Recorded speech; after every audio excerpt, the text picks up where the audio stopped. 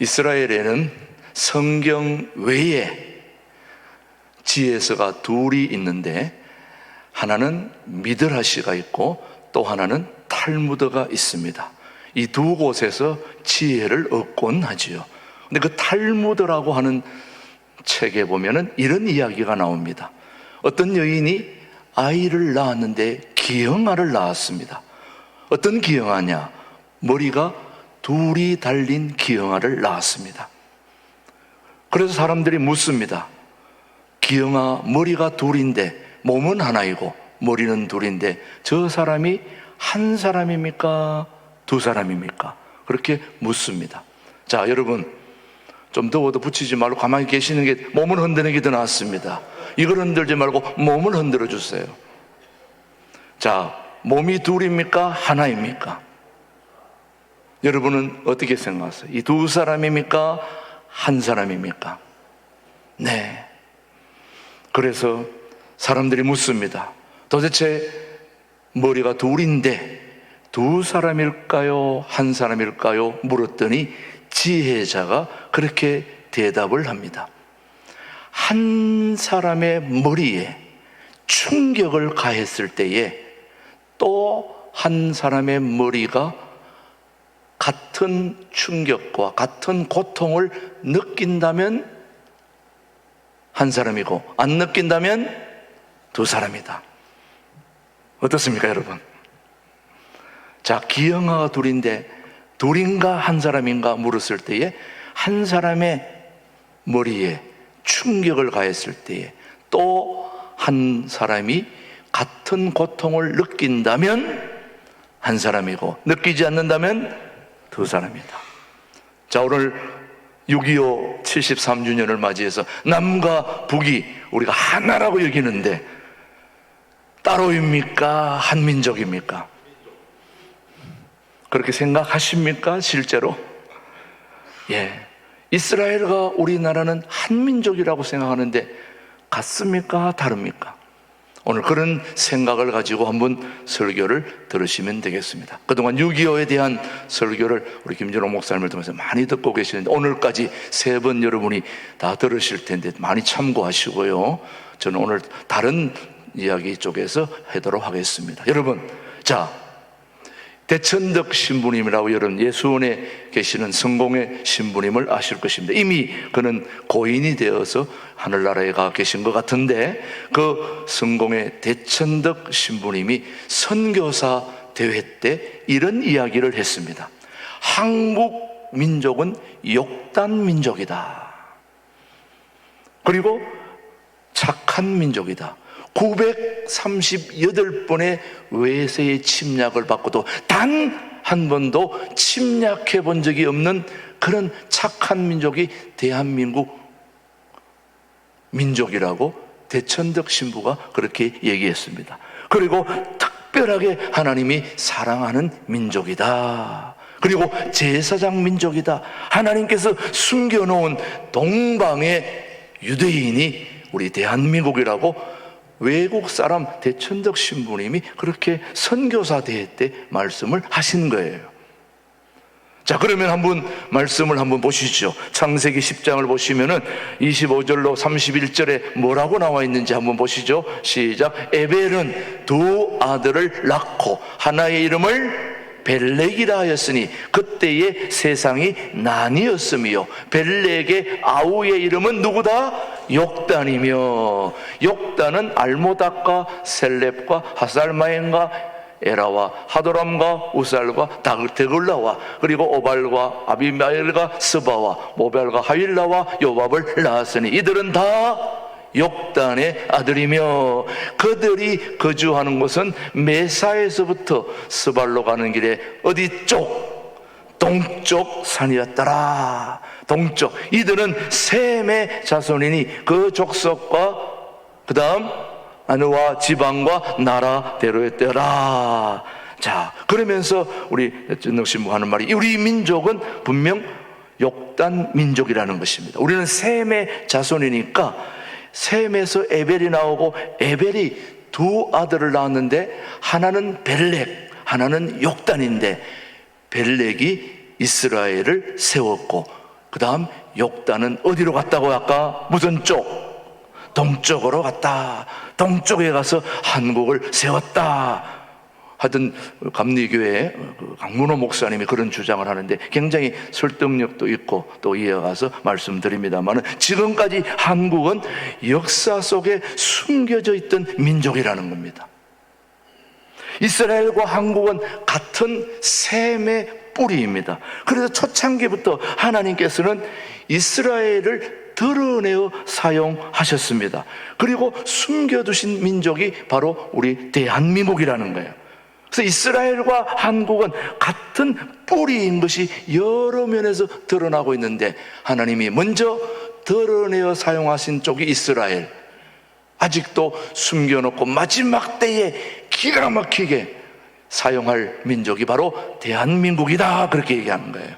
자, 먼저 지구상에서 세운 그런 날을, 계심을, 그런 날이 바로 하늘이 열린 날인데, 우리는 보통 그것을 개천절이라 그렇게 하는데, 유일하게 이스라엘과 한국만이 개천절이라는 말을 사용합니다.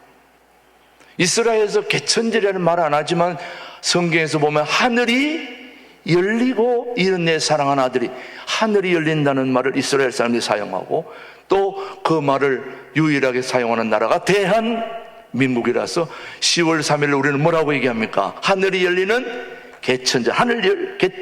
그래서 미국은 독립일을 독립기념일이라고 얘기하고, 중국은 나라가 세운 날을 건국일이라고 그렇게 얘기합니다. 유일하게 이스라엘과 우리나라만이 개천절이라고 그렇게 사용하는데, 우리 민족은 하늘이 열리며 하나님이 직접 우리나라를 세우신 거죠. 그래서 하늘이 열린 개천절, 1970년 10월 3일 오후 3시에 청계천에 빈민촌에 활빈교회를 세우신 분이 김준홍 목사님이죠. 우리 민족의 시작은 하나님이십니다. 단군이 세운 게 아니라 하나님이 우리 민족을 세우셨다고 저는 믿습니다. 사랑하는 교회 여러분, 그래서 애국가에 하나님이 뭐하사 보호하사, 들어간 나라가 이스라엘과 한국뿐이 없어요.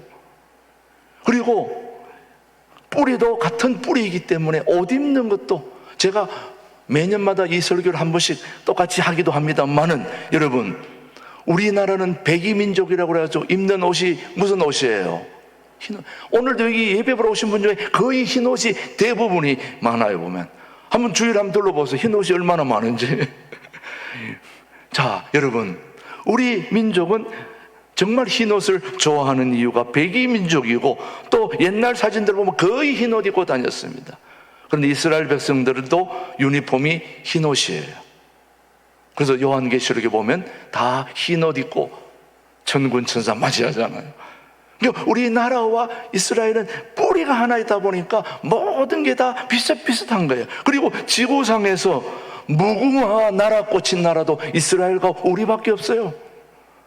이스라엘도 여러분 샤론의 꽃이 바로 그 무궁화 종류예요. 그러다 보니까 이스라엘과 우리는 정말 기가 막히게 하나임을 여러 곳에서 발견할 수가 있는데, 그래서 여러분 육상 경기 할 때에 릴레이 경기라고 있습니다. 릴레이 경기는 혼자 하는 게 아닙니다. 바통을 주고받고 뛰어다니는 게 릴레이 경주인데, 그 릴레이 경기 중에 가장 중요한 게 첫 번째 주자와 마지막 주자예요. 왜? 첫 번째 스타트를 빨리 해야 되니까. 그리고 마지막 주자는 최종 스퍼트를 해가지고 마지막 결승점으로 들어와야 되니까. 예, 제가 육상 선수였습니다. 달리기를 잘하기 때문에 제가 항상 첫 주자로 나갔어요. 왜? 빨리 튀어나가니까. 예, 그래서 항상 차를 타도 내가 빨리 나오잖아요. 어디 가도 항상 앞에 먼저 가는 이유가 바로 그래서 1주자. 그 이스라엘 백성들을 하나님이 먼저 첫 주자로 내세웠다면은, 마지막 주자는 어디 나라? 대한민국. 마지막 최종 스프트를 해가지고 전 세계를 깜짝 놀래가 스프라이즈로, 야, 하나님이 함께하는 나라는 이런 나라야 보여줘야 되지 않냐 이 말이죠. 그래서 릴레이 주자와 같이 하나님은 이스라엘 나라를 먼저 사용하시고 우리나라를 마지막으로 사용하고 계심을 전 세계 사람들이 알만한 사람들은 이구동성으로 그렇게 얘기하고 있습니다.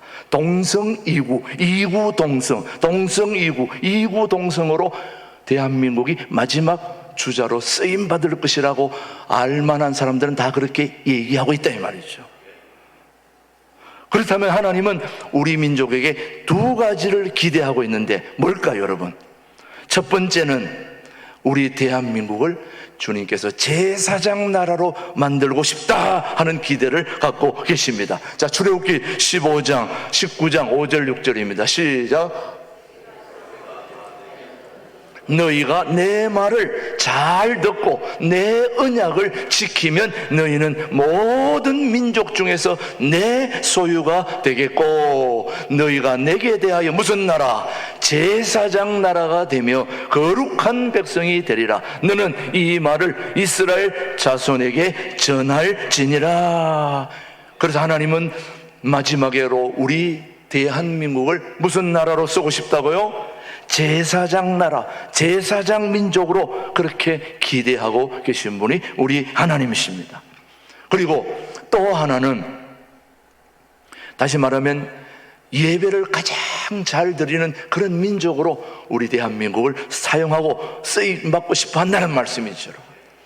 두 번째로는 우리 대한민국을 마지막 선교사 민족으로 그렇게 기대하고 계십니다. 지금 한국 선교사 수가 얼만큼 되는지 여러분 아십니까? 세계 5위 안에 선교사 파송한 나라 중에 5위 안인데 몇 위일까요? 1위, 2위, 3위, 4위, 5위 이 중에 몇 위가 우리 한국일 것 같습니까, 여러분? 예? 2위. 통밥도 잘 고르시네. 정확하게 여러분 알고 계시는지 모르겠지만 2위. 1972년도에는 우리 한국의 선교사가 33명이었습니다. 그런데 1986년에 511명으로 불어났고, 그러나 지금 전 세계에 나가 있는 선교사가 현재 169개국에 22,000여 명으로 공식적으로 이렇게 통계가 나와 있습니다. 대단한 나라죠, 여러분요. 그러면 1등인 나라는 어디일까요? 세계 최강대국인 미국입니다. 미국은 얼만큼 될까요? 선교사가 약 46,000명으로 지금 집계하고 있고, 그 다음 세 번째가 인도는 한 2만 명 가량, 그 다음에 4위가 영국으로 5,000여 명으로 지금 되어 있는데, 우리나라 선교사는 지금 기하급수적으로 불어나고 있습니다. 그런데 많은 분들이 뭘 얘기하냐면은 우리나라 GNP가 5,000불 시대에는 우리나라 선교수가 사수가 5,000명 정도로 했다는 거예요. 그러니까 뭐 꼭 맞추려고 한 건 아닌데 GNP는 그 나라에 사는 수준 정도를 얘기하는 건데 그 GNP가 이 선교사 수하고 거의 맞물려 있다는 거예요. 그래서 우리나라가 1만 부, GNP 1만 불 시대에는 선교사 수가 얼만큼 올라갔을까요? 예? 1만 명 정도. 알고 얘기하는지 모르고 얘기하는지 잘 얘기하시는 거예요. 1만 명. 그러면 지금 선교사가 2만여 명이라고 그러는데 오늘날 GNP가 얼마예요? 아유, 이렇게 연필을 굴리면 시험도 얼마나 잘 치겠어요. 사랑하는 교회 여러분, 놀랍게도 우리나라 선교사 수가 2만 명이 올라가니까 우리나라 GNP가 2만 불 시대에 올랐었다는 거 아닙니까, 여러분? 공교롭게도 선교사 수와 GNP 시대가 일치되어 가고 있고, 이 추세로 머지않아 가면 우리 선교사 수가 미국 선교사 수를 앞지를 것이라는 얘기가 지금 많이 있습니다. 그러면 우리나라가 여러분의 기도대로 세계 복음의 최다 수출국이 되지 않겠습니까, 여러분? 그러니까 우리나라 GNP를 올려달라 얘기하지 말고 뭘 얘기하면 선교사 수를 많이 파송하면 그대로 된다는 거예요. 그래서 제가 1:1 교육을 지금 받고 있는데요, 온누리교회 초창기 멤버였던 우리 허봉만 장로님이라고 계시는데, 그 장로님이 저를 1:1을 가르치는데 저보고 지난주에 뭐라고 얘기하는데, 목사님, 우리 온누리교회가 잘하는 게 하나도 없는데 왜 이렇게 교회가 잘 되어 왔는지 그 이유가 하나가 있다면 바로 선교사를 어마어마하게 파송했다는 거예요. 근데 선교사 한 명 파송하는데 돈이 무지하게 드는데 그런 거 신경 쓰지 않고 다 그냥 선교사를 파송한다는 거예요. 그래서 얼마만큼 돈이 많이 들어가는 몇백억이 선교비로 나간다는 거예요. 그래서 오늘의 교회가 참 저렇게 영향력을 드러내고 있다는 거예요. 그래서 저도 도전을 많이 받았습니다. 그래서 목사님 교회는 선교사가 얼마나 되냐고 묻는데 이미 몇백억이라고 얘기하는데 말이 안 나오더라고요. 그래서 저는 뭐 필리핀에 한 명, 이스라엘에 한 명, 뭐 그냥 다른 거는 내가 막 자신 있게 얘기하겠는데 이거에 말이 안 나오더라고요. 그래서 정말 우리 교회가 선교사를 좀 제대로 파송해야 되겠구나. 그래서 여러분, 선교사를 한번 제대로 지원하는 교회가 되면 이 교회가 부흥하지 말라고 그래도 저절로 부흥이 되는 거예요. 오늘 우리가 부흥 노래를 불렀습니다만 부흥 노래 부른다고만 부흥하는 게 아니라 정말 전 세계에 복음이 전파되어 한 천하보다 귀한 한 영혼이 주님 앞으로 돌아오는 걸 누가 제일 기뻐하시겠어요? 하나님이 기뻐하시면 하나님이 모든 걸 다 가지신 분인데 물질, 재정 모든 거 다 채워주지 않겠습니까, 여러분? 우리가 물질, 재정, 빚 이런 거 해달라고 얘기하지 말고 선교사를 많이 파송할 수 있도록 주여 도와주시옵소서. 우리나라가 선교사를 많이 파송하니까 우리나라 GNP가 저절로 올라가지는 거 아닙니까, 여러분? 그만큼 세계 각국에 우리나라 대한민국의 사람들이 안 들어가 있는 곳이 없습니다. 제가 20몇 국에 다니다 보니까 정말 오지에도 가봤는데요, 이런 데는 한국 사람이 전혀 안 살 것 같았는데 한국 사람이 있더라니까요. 그렇게 반가울 수가 없어요. 그건 전 세계 우리 대한민국 사람들이 다 나가 있어요. 사랑하는 교회 여러분, 우리 신광 도래교회는 제사장 민족으로서 선교사를 파송하는 선교사 민족이 되기를 간절히 소원하는 이유가 바로 거기에 있는 거지요. 주님의 마음을 우리가 기쁘시게 해야 되지 않겠습니까, 여러분? 그래서 하나님께서는 선교적으로 우리 민족을 고이 숨겨 놓으셨다가 드러내시고 쓰신다는 말씀을 하고 있는 것입니다. 그래서 오늘 여러분이 저와 함께 읽은 본문 에스겔 37장에서는 이렇게 말씀하고 있습니다. 하나님께서는 에스겔에게 이렇게 얘기합니다. 하나님께서 에스겔에게 막대기 하나를 가져다가 그 위에 유다 그리고 그 짝 이스라엘 자손이라 쓰고 또 다른 막대기를 가지고 이 막대기를 하나로 되게 해주시겠다, 이 말씀을 하고 있는 겁니다. 자, 사랑하는 교회 여러분, 막대기들을 둘이 합하여 서로 하나가 되게 남유다 북이스라엘을 하나로 만들게 하겠다. 이게 도대체 무슨 뜻인지 에스겔도 알지 못했습니다. 그런데 이거는 에스겔도 상상할 수 없는 상징적인 행위였는데 하나님께서는 남왕국 유다와 북왕국 이스라엘이 하나님 손 안에서 하나가 되게 하신다는 말씀입니다. 그래서 에스겔은 하나님의 말씀대로 순종했죠. 그리고 그는 기뻐했습니다. 왜? 하나님 손에서 둘이 하나가 되리라는 것은 바로 이스라엘을 회복하게 되는 것이기 때문입니다. 다시 한번 37장 19절 말씀 한번 보십시오. 자, 37장 19절 시작. 내가 에브라임의 손에 있는 요셉과 그 짝 이스라엘 지파들의 막대기를 가져다가 유다의 막대기에 붙여서 한 막대기가 되게 한즉 내 손에서 내가 하나가 되리라. 자, 두 막대기 남유다와 북이스라엘을 지금 어디 쪽에 붙인다는 겁니까? 남유다입니까? 아니면 북이스라엘입니까? 북이스라엘을 남유다 쪽에 붙인다 이 말이에요. 남유다 쪽에. 자, 북을 남에게 붙였어. 북한이 우리한테 붙는 게 좋을까요? 우리가 북한한테 붙는 게 좋을까요? 어느 쪽이 북한 동포들을 이롭게 하고 좋게 할 수 있겠습니까? 자, 여러분, 여기에서 남유다와 북이스라엘 정통이 어디냐? 이스라엘이냐 유다냐? 여러분은 어떻게 생각하십니까? 어디가 정통인 것 같습니까? 남유다입니까? 북이스라엘입니까? 아브라함이 이삭을 낳고 이삭의 누구를? 야곱을 낳고, 야곱이 그 아들 몇 명이었을까요? 12명이었습니다. 12명 아들 중에 네 번째가 유다입니다. 자, 12명의 아들 중 네 번째가 누구라고요? 유다. 자, 유다.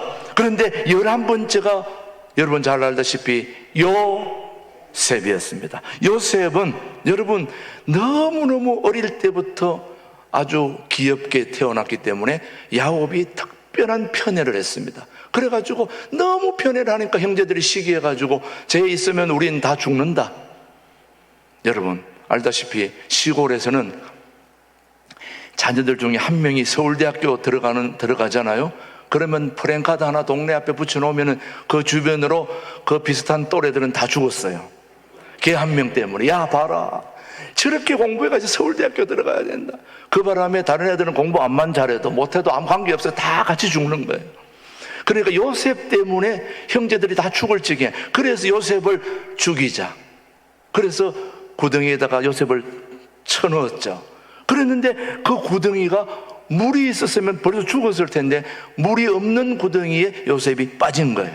그래서 죽이려고 했을 때에 누가 나서서, 유다가 나서서, 야 죽일 것까지는 뭐 있냐, 그냥 다른 나라 팔아버리고 그러면 뭐 안 보면 되지 않냐, 없으면 괜찮지 않냐. 그래서 그 유다가 요셉을 살려준 그 사건 이후로 유다는 12형제 중에 리더가 된 거예요. 지도자가 된 거예요. 모두가 다 유다 말이면 깜빡하고 다 죽게 돼. 자, 창세기 37장 26절입니다. 한번 보십시오. 시작. 유다가 자기 형제에게 이르되 뭐 우리가 우리 동생을 죽이고 그의 피를 덮어둔들 무엇이 유익할까? 자, 그를 이스라엘 사람들에게 팔고 그에게 우리 손을 대지 말자. 그는 우리의 동생이요 우리의 혈육이니라 하며 그의 형제들이 뭐했다? 청종했다. 그때부터 유다가 형제들의 리더가 되어가지고 모든 걸 유다가 다 주도하게 된 거예요. 이스라엘 백성들이 애굽에서 430년 종살이하고 나와가지고 광야로 가는 동안에도 제일 앞장서서 솔선수범하며 간 지파가 무슨 지파일까요? 네 번째 유다 지파였습니다. 그리고 이스라엘이 가나안에 들어갔을 때도 모든 예배와 성전에서 가장 앞장서서 했던 지파가 어디일까요? 유다였습니다.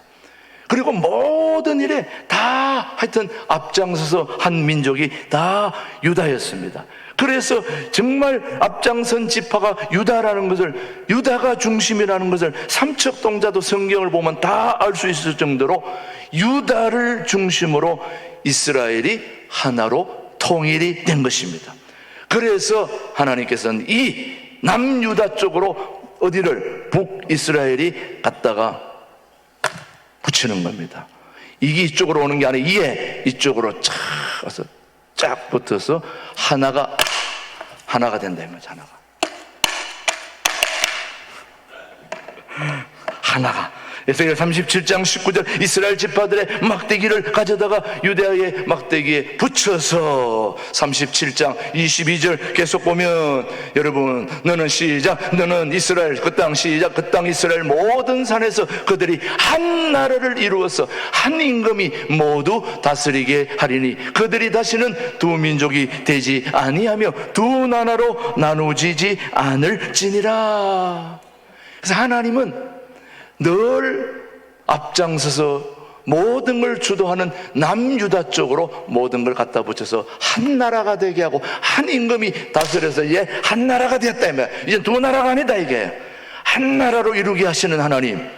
그렇다면 남유다와 북이스라엘이 이렇게 하나가 됐다면 하나님께서도 남과 북을 하나로 통일시켜 주시지 않겠냐 이게. 사랑하는 교회 여러분, 그래서 오늘 저와 여러분들이 알아야 할 중요한 진실 하나는 하나님은 에스겔 37장을 통하여 절망 중에서도 희망을 품게 하시는 분이 우리 하나님이십니다. 아무리 어렵고 힘든 가운데서도 절대로 포기하지 않고 절망하지 않고 희망을 품게 해 주시는 하나님, 그 하나님이 우리의 하나님, 살아계신 하나님이십니다. 여러분, 그래서 하나님께서는 이미 마른 뼈 골짜기에 환상을 보여주시면서 아주 마른 뼈들이 다시 살아난다는 것은 불가능에 가까운 일이었습니다. 여러분, 산속에 있는 널브러진 뼈들이 군대가 된다는 걸 상상할 수도 있겠습니까? 없겠습니까? 불가능입니다. 불가능입니다. 그런데 하나님은 그 마른 뼈들을 모아서 군대가 되게 하신 하나님이 이 환상을 이스라엘에게 보여준 것은 바로 절망 중에 희망을 품게 하시는 그 하나님의 섭리와 역사와 은혜가 남유다와 북이스라엘을 하나로 합치게 해주신다는 말씀이죠. 그리고 또 하나는 하나님은 분열된 관계를 하나로 연합하게 하시는 분이 우리 하나님이십니다. 솔로몬이 죽은 후에 왕궁이 남과 북으로 분열되었습니다. 우상으로 인하여 하나님 외에 다른 신을 섬기는 자는 반드시 망하게 돼 있는데, 솔로몬이 말년에 잘못 살아왔기 때문에 나라가 두 쪽이 난 것을 하나로 분열된 나라를 하나로 합쳐진 것이 바로 하나님이십니다. 어려운 상황 속에서 민족이 분열되고 국토가 분단된 것은 그들은 강대국들에 의해 멸망을 면할 수가 없었던 것이에요. 그래서 북왕국 이스라엘은 주전 722년에 망했고 남왕국 유다도 바벨론에서 586년에 망했다는 건 우리 모두 역사적으로 알고 있는 일입니다. 자, 이 모든 나라가 분열되어서 두 나라로 나누어진 것을 하나님이 하나로 모아주셔서 두 민족이 이제 하나로 연합을 해서 한 나라로 그렇게 주님이 세워주신 것입니다. 자, 그러면 우리는 어떻게 해야 될까요? 우리가 6.25 지난주에 6.25 73주년 그 기념예배를 통일 임진각, 우리요 여기서 한 1시간 정도 가면은 임진각이 있습니다. 거기서 우리 이북 5개 노예 우리 한 100여 명 같이 가가지고 73주년 6.25 기념 주일 예배를 드리는데 저도 처음으로 참가해 봤는데요. 예. 거기에서 그 중간, 북한도 우리도 그 중간 지대가 있는데 그 안에 성악 기도처가 있더라고요. 그 성악 기도처에 가서 보니까 바로 창문 앞으로 북한이 다 보이게 돼 있어요. 그래서 거기서 만세 삼창을 하고 통일 빨리 하게 해달라고 우리 같이 기도하고 왔는데, 그 예배 중에 한 분이 그런 앞에 나와서 그런 얘기를 하시더라고요. 자기가 유럽 5개국을 순방하고 돌아왔는데, 여행하고 돌아왔는데 유럽 5개국을 돌아다니는 동안에 한 번도 국경을 넘나드는 동안에 신분증이나 다른 걸 내본 적이 없이 자유롭게 5개국을 돌아다니다가 왔는데, 이 코딱지만한 대한민국에 요 좁은 데서 넘어가는데 뭘 달라? 신분증을 달라. 근데 또 우리 지난주 은퇴식에 왔던 우리 최태현 목사님이 그 신분증을 가져오라고 그렇게 다 얘기를 했는데 신분증을 또 안 가져오신 거 있죠. 그 안 가져오셨는데 또 전화기에 보니까 모바일 신분증 앱이 있더라고요. 그걸 하나 믿고 걱정하지 말라고, 이것만 하면 통과된다고. 그런데 아니나 다를까 갖다 댔는데 그거 안 됩니다. 집에 가서 가져오세요 다시. 그러니까 집에 갔다 오려면 2시간 그분이 그 예배 인도도 하고 그거 다 해야 되는데 그분이 갔다 오면 어떻게 되는 거예요? 그래서 전화기를 맡겨놓는다 그래도 그것도 안 된다는 거예요. 군대에서는 하라는 대로 하잖아요. 쫄뱅이. 안 됩니다. 갔다 오세요. 그래 못 들어갔잖아요. 근데 어떡하나 하다 보니까 그 안에 부녀회 회장이 한 분 계시는데 그분이 나와가지고 그분을 모시고 들어갔어요. 부녀회 회장이 그렇게 빼기 센 줄 처음 알았어요. 자기가 책임지겠다 모시고 와서 당장 그분을 꼭 돌려보내겠다 약속을 하고 모시고 들어간 거예요. 자, 여러분, 남과 북이 나누어져 가지고 코딱지만한 데서 이렇게 신분증 주고받고 들어가라 못 들어가라, 이 말이나 되는 나라입니까 여러분? 자유롭게 드나들도록 시원찮은 이 대한민국, 북한, 이 빨리 하나 돼야 되지 않겠습니까 여러분? 그래서 시편 333편은 다윗이 이렇게 말합니다. 시작. 보라, 형제가 연합하여 동감이 어찌 그리 선하고 아름다운고. 여러분, 우리가 믿고 섬기는 하나님은 하나님의 손에서 우리를 하나 되게 하시는 하나님이십니다. 둘이 하나가 되게 하시는 하나님은 절망 중에 희망을 품게 하시고 분열된 관계를 하나로 연합하게 하시고 우상 숭배들을 자들을 구원하여 정결하게 하사 하나님의 백성이 되게 하시는 그런 하나님의 역사가 오늘 우리 민족에게도 임할 수 있었으면 좋겠습니다. 우리 남쪽에다가 북쪽이 하나 되게 해서 남과 북이 하나 되어 전 세계에 복음 수출국이 되어 하나님의 역사를 온 세계에 드러내는 대한민국이 되도록 여러분이 함께 기도하는 그런 6.25 기념주일이 되기를 주님의 이름으로 축복합니다. 하나님 아버지 감사합니다.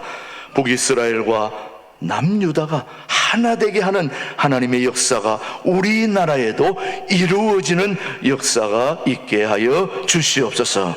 분열의 역사를 하나로 엮고 계시는 주님, 화해의 영을 우리에게 부어 주시옵소서. 갈라짐을 주장하기보다는 하나됨을 애쓰게 하시고 통일의 주인으로 우리 민족을 내세워 주시옵소서. 오늘도 372 이강산의 구원과 평화 하나됨의 씨를 키워가시는 예수님의 이름으로 기도드립니다. 아멘.